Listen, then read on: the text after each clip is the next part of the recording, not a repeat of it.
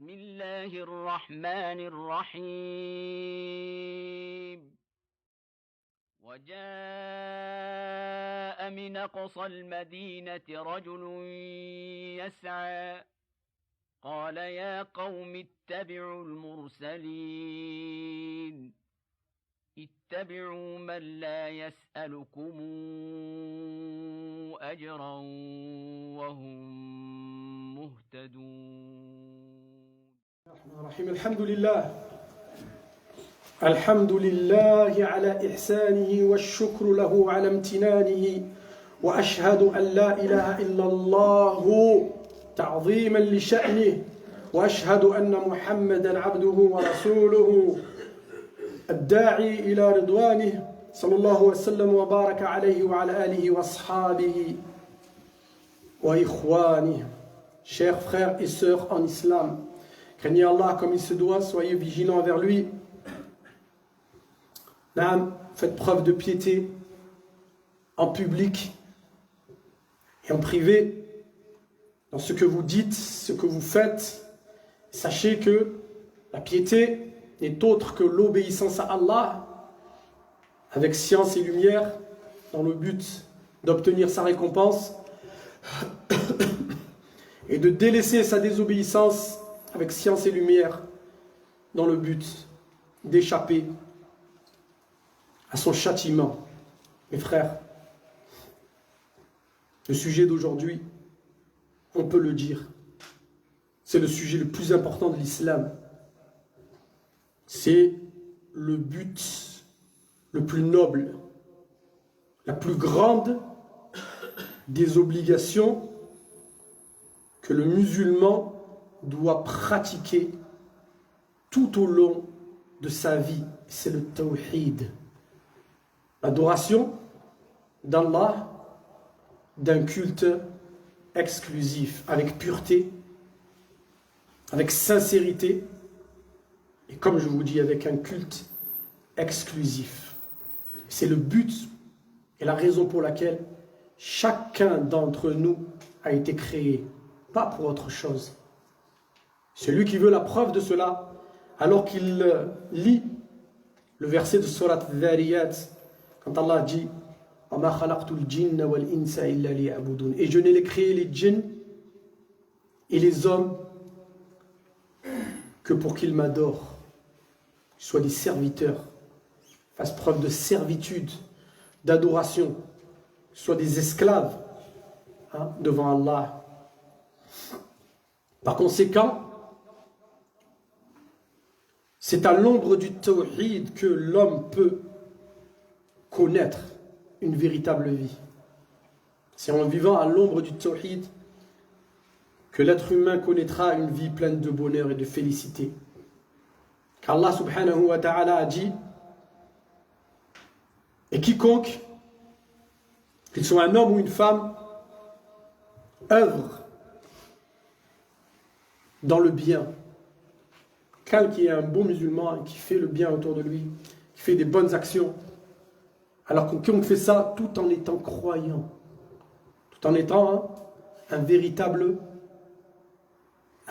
monothéiste, quelqu'un qui adore sans jamais donner d'associé à Allah, nous lui ferons vivre une vie pleine de félicité, une véritable vie.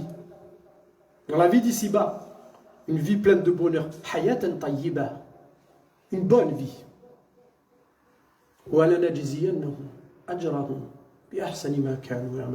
Et nous leur donnerons leur récompense de la meilleure de façon dans laquelle ils œuvraient, c'est-à-dire dans l'au-delà. Il aura deux récompenses.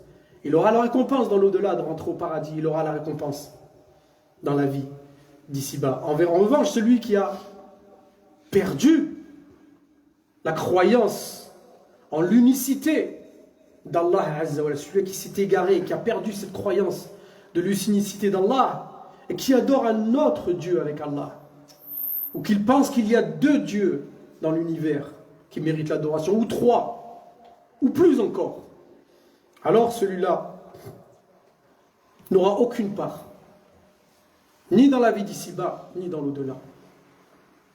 Et Allah Ta'ala il dit وَمَنْ كَانَ مَيْتًا, est-ce que celui qui était mort, et nous lui avons donné la vie, وَجَعَلْنَا لَهُ نُورًا, et nous lui avons donné de la lumière, de la science, de la compréhension, de la connaissance, يَمْشِي بِهِ فِي النَّاسِ, le voilà qu'il se déplace au sein des gens avec cette lumière, كَمَنْ مَثَلُهُ فِي الظُّلُمَاتِ, est-il égal à celui qui est dans un océan de ténèbres, لَيْسَ بِخَارِجٍ مِنْهَا, et il ne peut en sortir. Dans un océan de ténèbres, les ténèbres de quoi? Du shirk, d'avoir plusieurs maîtres et d'avoir plusieurs dieux. Il ne peut en ressortir si ce n'est avec la permission d'Allah Azza wa Jal. Allah subhanahu wa ta'ala nous a promis, et sa promesse est vérité, beaucoup de fruits et de récompenses pour celui qui se sera accroché au tawhid. La plus grande des récompenses, c'est le paradis. La plus grande des récompenses, c'est le paradis. La plus grande des récompenses pour celui qui aura accompli le tawhid, c'est-à-dire celui qui aura adoré Allah sans lui avoir donné aucun associé, jusqu'à ce qu'il le rencontre, jusqu'à ce qu'il rencontre son Seigneur, il aura le paradis. Et il nous promet, tabaraka wa ta'ala, nombre bienfaits avec le tawhid, la guidée, la sécurité, ici-bas et dans l'au-delà. La sécurité dans l'au-delà, le jour où tout le monde aura peur, le jour de la résurrection, le muwahhid sera en sécurité. Et la guidée ici-bas, quand Allah subhanahu wa ta'ala dit ceux qui ont cru, alladhina amanu, wa lam yalbisu imanahum bidhulm, ils ont cru et ils n'ont pas mélangé leur foi avec quelconque injustice. Ulaika lahumul amnu wa hum muhtadun. Les voilà, ceux qui seront en sécurité dans l'au-delà. Wa hum muhtadun, et ils sont bien guidés dans la vie d'ici-bas. Quand ce verset a été révélé, les compagnons du prophète sallallahu alayhi wa sallam ont ressenti une énorme gêne quant à la compréhension de verset. Ils ont dit: oh messager d'Allah, qui d'entre nous n'a jamais fait d'injustice? Eux, ils veulent la récompense. Mais Allah Ta'ala dit: ils n'ont point mélangé leur foi avec une quelconque injustice. Alors ils dirent: oh messager d'Allah, mais qui ne fait pas d'injustice? Vous pensez que c'était les injustices que peut faire une personne dans la vie d'ici-bas, personne contre lui-même ou contre. Alors le messager d'Allah sallallahu alayhi wa sallam répondit: alors ce n'est pas ce que vous pensez. L'injustice citée dans le verset, ce n'est pas ce que vous pensez, ce n'est pas une injustice l'injustice que vous voyez, mais c'est le shirk. Comme l'a dit Luqman à son fils en lui faisant une exhortation: oh mon fils, là tu shirk billah, bunayya, là tu shirk billah, oh mon fils, ne donne aucun associé à Allah. Inna shirk ala dhulmun azim. Car le shirk est une énorme injustice. Quiconque a la foi et a le tawhid et jamais ne fait de shirk, alors rencontrera ces deux choses. Il rencontrera une énorme récompense et il obtiendra la sécurité et la guidée, mais aussi le repos du cœur, la sérénité de l'esprit, la tranquillité de l'âme. Et il se verra protégé des démons et de leurs tentations. Parce que le diable, le shaitan, il ne peut avoir, ou il n'a que très peu d'emprise sur une personne qui est dévouée à Allah, une personne qui adore Allah seul et unique, quelqu'un qui ne cesse de répéter, vous savez, La ilaha illallah, quelqu'un qui répète sans cesse La ilaha illallah, qui répète. Ça, le shaitan a la difficulté à s'approcher de lui. Et dans un hadith, le prophète sallallahu alayhi wa sallam a dit: quand on entend l'adhan à la prière, alors le shaitan s'en va en faisant des bruits avec son derrière pour ne pas entendre l'adhan, car l'adhan tout entier, si vous avez fait attention, l'adhan tout entier c'est quoi? La ilaha illallah, Allahu akbar, Allahu akbar, ashhadu la ilaha illallah, tout kulluhu fi at-ta'di wa fi at-ta'zim. Tout entier, ça tourne autour du tawhid et ça proclame la grandeur d'Allah Azza wa Jalla et sa toute puissance. Allahu Akbar, wa la akbar minhu. Allah est le plus grand et personne n'est plus grand qu'Allah Azza wa Jalla. Donc le shaitan il ne peut supporter ça. Le shaitan ne peut supporter ça. Donc il s'écarte, il s'en va en faisant des bruits avec son derrière pour ne pas entendre l'adhan. Et quand le mu'addin il a terminé de faire l'appel à la prière, alors le shaitan rapplique à toute allure pour pouvoir tenter et insuffler au musulman qui est en train de prier. Alors à chaque fois que le musulman il est accroché au tawhid et il prie avec du tawhid, avec sincérité, ça ne sert à rien de faire beaucoup d'actions s'il n'y a pas la sincérité. Il vaut mieux faire un peu d'action, tout petit peu, un tout petit peu, le minimum, les 5 piliers de l'islam, avec la sincérité. Tu le fais pour Allah. Si tu jeûnes pour Allah, ce n'est pas pour te montrer aux gens. Si tu pries, c'est pour Allah. Ce n'est pas pour te montrer aux gens. Si tu parles, ou tu te tais, ou tu agis, ou tu fais, c'est pour Allah. Ce n'est pas pour montrer aux gens. Ce n'est pas pour plaire aux gens. Et ce n'est pas pour obtenir des gens. Mais c'est pour obtenir d'Allah subhanahu wa ta'ala. Celui qui fait ça, Shaitan aura du mal à s'approcher de lui. C'est pour ça que le prophète sallallahu alayhi wa sallam, quand il terminait la prière, il disait le tawhid. Après avoir dit astaghfirullah, astaghfirullah, astaghfirullah, Allahumma anta as-salam wa minka as-salam, tabarakta dhal jalali wal ikram. Le prophète sallallahu alayhi wa sallam il disait la ilaha illallah. Point de divinité digne d'adorer à part Allah. Wahdahu la sharika lah. Wahdahu seul, il n'a pas d'associé. Lahul mulku, à lui le royaume. Wa lahul hamdu, à lui la louange. Wa huwa ala kulli shay'in qadir. Et certes, il est capable. Et il a le pouvoir sur toutes choses. La hawla wa la quwwata illa billah.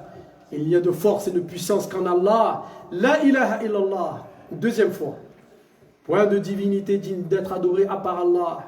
Wa la na'budu illa iyyah. Et nous n'adorons personne d'autre en dehors de lui. Lahu ni'matu, à lui les bienfaits. Wa lahu al-fadl, à lui la grâce. Wa lahu al-thana'u al-hasanu, à lui les meilleurs des louanges. La ilaha illallah, une troisième fois. Mukhlisina lahu ad-din, sincère dans la religion, d'un culte exclusif. Walau kariha al-kafirun, quelle que soit la répulsion qu'en a celui qui n'est pas un muwahhid, celui qui n'est pas un musulman. Ô serviteur d'Allah, craignez Allah comme il se doit, soyez vigilants vers lui. Sachez que les bienfaits du tawhid sont incommensurables et indénombrables. Et que le tawhid, la ilaha illallah, c'est la chose avec laquelle les gens entrent dans l'islam. Et c'est la chose avec laquelle nous vivons. Et c'est la chose avec laquelle nous devons terminer notre vie. La ilaha illallah. Et c'est la plus haute branche de foi. Al-Iman sab'un, bid'un wa sab'un shu'ba. La foi représente 70 branches et quelques. Fi riwayatin bid'un wa sittuna shu'ba. 60 branches et quelques. A'la, la branche la plus haute de cet arbre de foi. Qawlu la ilaha illallah. La parole, la ilaha illallah. فاللهم إنا نسألك العزيمة على الرشد والثبات في الأمر. اللهم إنا نسألك عزائم مغفرتك وموجبات رحمتك. اللهم اجعلنا هداة مهتدين غير ضالين ولا مضلين. اللهم اجعلنا من عبادك الموحدين الذين اجتنبوا الطاغوت أن يعبدوها وأنابوا إلى الله لهم البشرى. أولئك الذين هداهم الله وأولئك هم أولو الألباب. اللهم ثبت أقدامنا واهدنا سبل السلام وأخرجنا من الظلمات إلى النور وجنبنا الفتن ما ظهر منه وما بطن. اللهم إنا نسألك التوحيد والإيمان ونعوذ بك من الشرك والكفران. اللهم إنا نسألك التوحيد والإيمان ونعوذ بك من الشرك والكفران. اللهم اغفر لنا ولوالدينا ولمشايخنا وللمسلمين والمسلمات المؤمنين والمؤمنات الأحياء منهم والأموات إنك سميع قريب مجيب الدعوات. سبحان ربك رب العزة عما يصفون والسلام على المرسلين والحمد لله رب العالمين.